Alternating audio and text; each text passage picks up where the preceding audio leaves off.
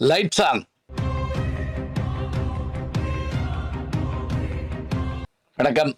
சுற்றி நில்லாதே பகையே போ, துள்ளி வருகிறது வேல் அப்படின்னு பாரதி சொல்றாரு. அந்த வேகம் நமக்கு இருக்கணும். ஒரு துள்ளல் இருக்கணும். மனம் அந்த மாதிரியான ஒரு துள்ளல்ல இருந்தா நம்முடைய ஆரோக்கியம் மட்டும் இல்லைங்க, நம்முடைய செயல்பாடுகள்லையும் வேகம் இருக்கும். அதுக்கு தான் நம்ம என்ன பண்றோம் அப்படின்னா, பல்வேறு செய்திகளை எல்லாம் பார்க்குறோம், படிக்கிறோம். ஒவ்வொரு நாளும் ஒரு புது செய்திய படிக்கிறப்ப, அட இவ்வளவு நாளா அது நம்ம தெரிஞ்சுக்கிடாம இருந்தோமே! அப்படின்னு நமக்கு தோணுது. அப்ப அது மாதிரி நான் இப்ப படிச்சுட்டு இருந்ததுல எனக்கு ஒரு ஒரு செய்தி அப்படியே ஒரு மின்னல் மாரி ஒரு விஷயம் கிடைச்சது. பிரியசகின்னு ஒருத்தவங்க ஒரு இதில பத்திரிக்கையில நம்ம நாளிதழ்ல எழுதியிருந்த ஒரு செய்தி, எனக்கு அப்படி ஒரு உற்சாகத்த குடுத்தது. அதாவது எதையும் மாற்றுவதற்கான துணிவு வேண்டும். நல்லா கவனிச்சுக்கங்க. எதையும் மாற்றுவதற்கான துணிவு வேண்டும். இல்லையா, மாற்றத்தை ஏற்றுக்கொள்ளுகின்ற பணிவு வேண்டும். இந்த வார்த்தைய பாருங்களேன். நம்ம ஒரு மாற்றத்துக்காக போராடுறோம். போராடும்போது நமக்கு எதையும் இழக்க வேண்டியிருக்கும். எங்களிடம் இழப்பதற்கு வேறொன்றுமில்லை, கை விலங்குகளைத் தவிர. இது ரஷ்யால சொல்லப்பட்ட ஒரு வார்த்தை. நாங்க என்ன பெருசா எங்களுக்கு இழக்கிறதுக்கு என்ன இருக்குது? எல்லாத்தையும் இழந்துட்டோம். அப்படிப்பட்ட சூழல்ல கூட மாற்றத்துக்கு நாம முயற்சி பண்றப்ப, கடுமையா நின்னு துணிவோட போராடணும். சரி, இந்த மாற்றங்கள் எல்லாம், இதுக்கான போராட்டங்கள் எல்லாம் நிகழ்த்தி முடிச்ச பிறகு, நம்மளால அதிலிருந்து முடியலன்னு வச்சுக்கங்க, அந்த மாற்றங்கள்ல நம்முடைய துணிவு இவையெல்லாம் வெற்றி பெறவில்லை என்றால், வேறு ஏதாவது சிறந்த மாற்றங்கள் வருமானால், அந்த மாற்றங்களை ஏற்றுக்கொள்ளுகின்ற பணிவு வேண்டும். துணிவும் வேண்டும், பணிவும் வேண்டும். பெருக்கத்து வேண்டும் பணிவும்பார் திருவள்ளுவர். என்ன ஆச்சரியம் பாருங்க. எப்ப நமக்கு பணிவு வேணுமா? நம்ம பெரிய ஆள் ஆகிற போது தான் பணிவு வேணுமா? செல்வந்தன் ஆகிற போது தான் பணிவு வேணுமா? கல்வியாளன் ஆகிற போது தான் பணிவு வேணுமா? சரி, இதெல்லாம் நம்ம நினைவு வச்சுக்கிறோம். மனித வாழ்க்கையில தான் முன்னேறுகின்ற முறை ஒன்று, தன்னை சார்ந்திருக்கிற சமுதாயத்தை, இந்த உலகத்தை முன்னேற்றுகின்ற சிந்தனை ஒன்று. அப்படியான சிந்தனைவாதிகள சில நேரங்கள்ல வாழ்ந்த காலத்துல பார்க்குறோம். அல்லது நமக்கு முன்னர் வாழ்ந்த அந்த மக்களுடைய வரலாற்ற படிக்கிறோம். அப்படி படிக்கையில, எனக்கு ஒரு மகிழ்ச்சி என்ன தெரியுங்களா? "வால்கா முதல் கங்கை வரை" புத்தகத்த பத்தி நான் அடிக்கடி பேசுவேன், சொல்லுவேன். வால்காங்கிறது ஒரு நதிங்க. ரஷ்யால உருவாகி வரக்கூடிய நீண்ட நதி அது. ராகுல சாகித்யாயனுடைய நூல் அது. நான் சின்ன பிள்ளையிலேருந்து படிச்சு சொல்லிட்டே இருப்பேன். நான் ரஷ்யாவுக்கு போனபோது, என்னுடைய நண்பர் விஜயகுமார் அவர்கள் அங்க இருக்காரு. செயின்ட் பீட்டர்ஸ்பர்க் போயிட்டு நாங்க மாஸ்கோ போயிட்டு வந்தோம். அப்ப நண்பர் படவா கோபி என் கூட வந்தாரு. ஒரு 3 நாள், 4 நாள் அங்க நாங்க பயணப்பட்டோம். ரஷ்யா பயணப்பட்டோம். இப்ப பல்வேறு இடங்கள போய் பார்த்தோம். அதில என்ன ரொம்ப கவர்ந்த இடம் எது அப்படின்னு பார்த்தீங்கன்னா, அந்த லெனின்கிராட் அவருடைய உடல் வைக்கப்பட்டிருக்கிற இடம். 1870ல பிறந்து 1924ல, அதாவது 54 ஆண்டுகள் தான் அவர் வாழ்ந்திருக்கிறாருங்க. அவருடைய அந்த உடல் பாதுகாக்கப்பட்டிருக்கு லெனின்கிராட்ல. நான் உள்ள போறப்ப என்ன ஒரு அமைதி, சுத்தம்ங்கிறீங்க அங்க. அந்த உடல் வைக்கப்பட்டிருக்குதுங்க. அதனுடைய அந்த அமைப்ப பார்த்தா, "இருங்க ஐயா தூங்கிட்டு இருக்காரு. இப்ப எந்திரிச்சு வந்துருவாரு." அப்படி சொல்ற மாரி இருக்குதுங்க. இதெல்லாம் பாதுகாக்கிறதுங்கிறது சாதாரணம் இல்ல. இத கூட அதுக்கு பல எதிர்ப்புகள்லாம் வந்திருக்கு. அது வந்து புதைக்கப்படணும், வழக்கப்படி இது பண்ணணும் அப்படின்லாம். ஆனா அத ஒத்துக்கிறல. இன்னைக்கு வரைக்கும் புதின் காலம் வரைக்கும் அது வந்து பாதுகாக்கப்பட்டுக்கிட்டு இருக்குங்கிறத நம்ம பார்க்குறோம். இந்த லெனின் அவர்களுடைய வரலாற்ற நான் படிச்சு பார்த்தபோது, அவருடைய செயல்பாடுகள் என்ன தெரியுங்களா? அதுவரைக்கும் இருந்த ஒரு பெரிய விஷயத்த மாற்றுறாருங்க அவரு.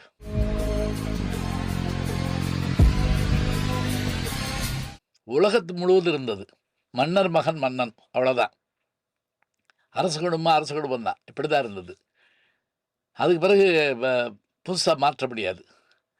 ஆனா, ஜார் மன்னர்கள் ஆண்டபோது ரஷ்யாவுல அவர்கள் செய்த பெரும் கொடுமைகள் காரணமாக பஞ்சமும், மற்றவையும் ஏற்பட்டன. அப்போது அவர்களை எதிர்த்தவர்களை எல்லாம் என்ன பண்ணாங்கன்னா, நடு ரோட்ல தூக்கிலிட்டாங்க. அப்படி தூக்கிலிடப்பட்டவர்கள்ல ஒருவர் யாருன்னா, இவருடைய சகோதரர்ங்க. லெனின் அவர்களுடைய சகோதரர். இவருடைய முழு பேர் என்னன்னு கேட்டீங்கன்னா, விளாதிமிர் இலீச் லெனின்.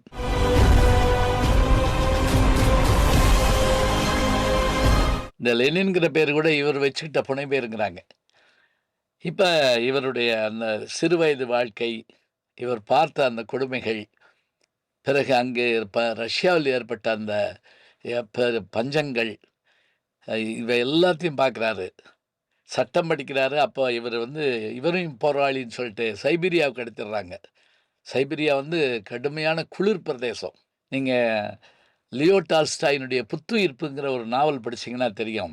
இந்த சைபீரிய பனிப்பிரதேசத்தை பற்றி அவர் எழுதியிருப்பாருங்க. இப்போ இவர் அங்கே போனாலும் அந்த நேரத்தில் இவருக்கு கிடைத்த துணையாக, காதலியாக, மனைவியாக இருந்தவர்கள் அந்த கொடூரத்திலிருந்து இவரை துணை நின்று காப்பாற்றுறாங்கம்பாங்க. அதாவது என்ன காப்பாற்றுறதுன்னா, அந்த துன்பம் தெரியாமல் பார்த்துக்கிட்டாங்க.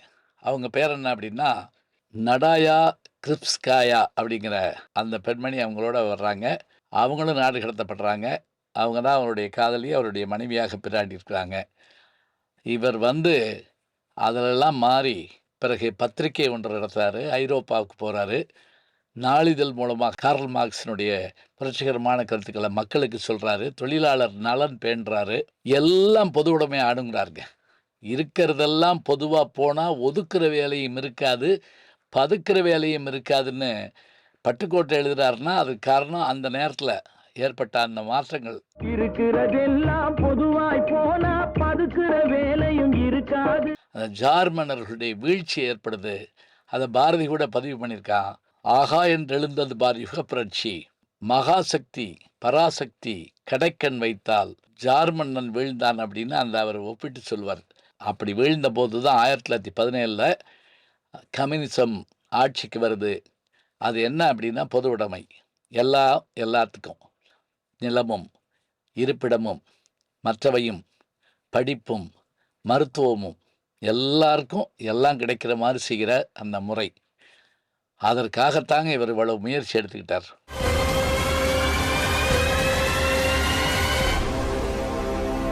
இந்த முயற்சியில் அவர் பட்ட பாடு எவ்வளவோ மாற்றங்களை கொண்டு வர்றப்ப எத்தனை சங்கடங்கள் வரும் தெரியுங்களா?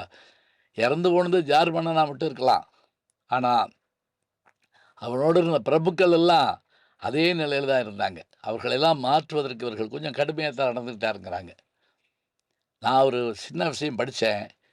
அதாவது இவர் ஒரு பள்ளிக்கூடத்துக்கு போகிறாரு. அப்போ சின்ன சின்ன குழந்தைகள்லாம் இருக்குது. ஓவியம் வரைஞ்சி வச்சுருக்காங்க. இது ஒவ்வொன்றா பார்த்துக்கிட்டே போகிறாரு. லெனினுடைய படம் நீங்கள் பார்த்துருப்பீங்க. அப்படி ஒரு தொப்பி போட்டு கொஞ்சம் குள்ளமாக தான் இருப்பார் அவர். அப்படியே பார்த்துக்கிட்டே போகிறாரு. அதில் ஒவ்வொருத்தரும் ஒவ்வொரு படம் வரைஞ்சிருக்காங்க. ஒரு சின்ன பையன் ஸ்கை வானம் அப்படின்னு போட்டு கருப்பு கலரில் வரைஞ்சிருக்காங்க. கருப்பை அப்படியே அடித்து வச்சு வானம்னு போட்டிருக்கான். இவருக்கு ஆச்சரியம், என்ன வானம் இப்படி இருக்கு அப்படின்ட்டு கீழே உட்காந்து அந்த பையன்கிட்ட மண்டி போட்டு, இங்கே வா, எப்படி இது வானம்னு சொல்கிற அப்படிங்கிறாரு. எங்கள் வீட்டுக்கு வர முடியுமான்னு அந்த பையன் கேட்குறான். கொஞ்சம் இவர் யோசிக்கிறாரு, மற்றவங்களும் யோசிக்கிறாங்க. ஏன்னா இவர் அதிபராக இருக்கிறாரு. சரி வர்றேன் அப்படின்ட்டார். அந்த பையன் கூப்பிட்டு போகிறாங்க. அதாவது ரஷ்யாவினுடைய குடிசை பகுதிகள் ரொம்ப ஒரு எளிய பகுதி. அப்படி போய் இப்படி போய் இப்படி போய் பின்னாடி படைகளும் போகிறாங்க. இப்போ எச்சரிச்சுக்கிட்டே போகிறாங்க. இவன் வீடு சின்ன குடிசை. அந்த பையன் உள்ளே போயிட்டான். இவரால் போக முடியல. தவந்து போகிறார் உள்ள. போயிட்டு சொல்லு, என்ன ஏன் வானம் கருப்புன்னு காமிச்ச? அங்கே மூங்கில்களால் வச்ச ஒரு ஜன்னல் இருந்ததுங்க. அந்த ஜன்னல் வழியாக அப்படி வெளியே காட்டினாங்க. இவரும் அதை குனிஞ்சு பார்த்தாரு. அங்கே நீலவானம் தெரியல. தூரத்தில் இருந்த பெரும் ஆலைகளுடைய கரும்புகையாக போய் போய் போய் போய் இவன் பார்த்த வானம் கருப்பாத்தான் இருக்குது. வறுமையும் அதனுடைய கொடுமையும் இதெல்லாம் பார்த்துட்டு இந்த பையன் எப்படி உணர்த்தியிருக்கான்னு அவனை அப்படியே கட்டி பிடிச்சிக்கிட்டாருங்க. அந்த படம் கூட நீங்கள் பார்க்கலாம். ஒரு சின்ன கோட்டு போட்ட ஒரு பையனை லெனின் அப்படி கட்டி பிடிக்கிற மாதிரியான ஒரு படம் இருக்கும். பிற்காலத்தில் அந்த சிறுவன் தான் ரஷ்யாவினுடைய அந்த லோகோவை கூட உருவாக்கினார்னு நான் ஒரு இதில் படித்தேன். இப்போ பாருங்கள், இவருடைய தன்னுடைய வாழ்நாள் முழுவதும் செய்த அந்த சாதனைகள், இவருடைய உழைப்பு அப்படியே உலகத்தையே புரட்டி போட்ட மாதிரி, இடதுசாரி சிந்தனைன்னு இன்னைக்கு சொல்கிறோம்ல, அது மாதிரி இதை இப்போ எல்லா நாடும் ஏற்றுக்கொண்டதான்னா, உலகத்தில் சில நாடுகள் ஏற்றுக்கொண்டன, சில நாடுகள் இதை மறுத்தளித்தன.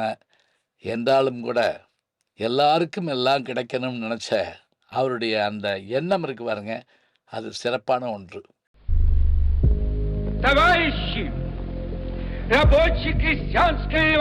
எனக்கு ஒரு வாய்ப்பு என்ன, அங்கே போய் அவருடைய அந்த திருவுருவத்தை பார்த்துட்டு வந்ததும், வால்கா நதியை தாண்டி போனதும், சில நாட்கள் செயின்ட் பீட்டர்ஸ்பர்க்லேயும் மாஸ்கோவில் இருந்ததும் என்னுடைய நினைவுகளில் இருக்குது. இங்கே ஒரு ஆற்றங்கரையோரத்தில் அந்த வால்கா நதியில் பிறந்த அந்த ஒரு சின்ன பையன் உலகத்தையே புரட்டி போடுகின்ற அளவிற்கு, நம்மூர் பொதுவுடைமை சிந்தனைவாதிகள் பேசுகிற போது லெனினையும் மார்க்சியும் தொடாமல் பேச மாட்டாங்க. அப்படி பேசுகிறாங்கன்னா அது காரணம் என்ன, அவருடைய அந்த உழைப்பும் அவருடைய செயல்பாடும் தான்.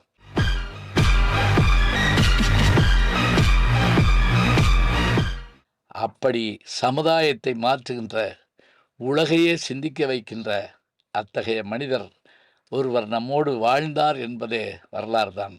அவரை போன்றவர்களுடைய வரலாற்றை பார்க்கிறோம், அவர்கள் செய்த சாதனையை பார்க்கிறோம், எளிய முறையில் அவர்கள் நடந்து கொண்டதையும் பார்க்கிறோம். அவர் முடிவெட்டிக்கிறதுக்கு போனால் கூட அங்கே எல்லாம் வரிசையில் உட்காந்துருப்பாங்களாம், இவரும் போய் வரிசையில் உட்காந்துருப்பாராங்க. இல்லை, நீங்கள் போய் வெட்டிட்டு போங்களேன், உங்களுக்கு நிறைய வேலை இருக்கும் அப்படிம்பாங்களாம்.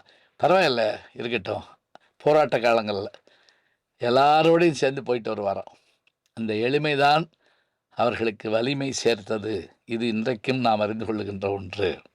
எனவே உலகத்தை மாற்றி அமைக்கின்ற, அந்த உலகம் என்கின்ற அந்த ஒரு பெரிய பூமி பந்தையை புரட்டுகின்ற அந்த நெம்புகோல் யாரிடம் இருக்கிறது அப்படின்னு கேட்குறோம் இல்லையா? அதுபோல் அந்த நெம்புகோலோடு வருகின்றவர்களை நாம் வரவேற்போம். அவர்களுடைய வாழ்க்கையை படிக்கிற போது உற்சாகப்படுவோம்.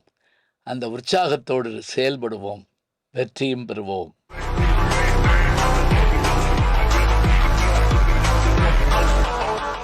நல்ல செய்திகளை நாளும் சிந்திப்போம். நாளை சந்திப்போம். வணக்கம். ஜி ஞானசம்பந்தன் யூடியூப் சேனல் பாருங்கள். உங்களை தேடியே உங்கள் வீட்டுக்கு வருது. கேட்காம ஒரு விஷயம் உங்களை தேடி வருது பாருங்கள், அதை பிடிச்சி வச்சுக்கோங்க. நம்முடைய ஜி ஞானசம்பந்தன் யூடியூப் சேனலை தொடர்ந்து எக்ஸலம், இன்ஸ்டாகிராம், ஃபேஸ்புக், வாட்ஸ்அப் என்று அனைத்து தளங்களிலும் நாம் இயங்கிக் கொண்டிருக்கின்றோம். நீங்களும் எங்களோடு வாருங்கள்.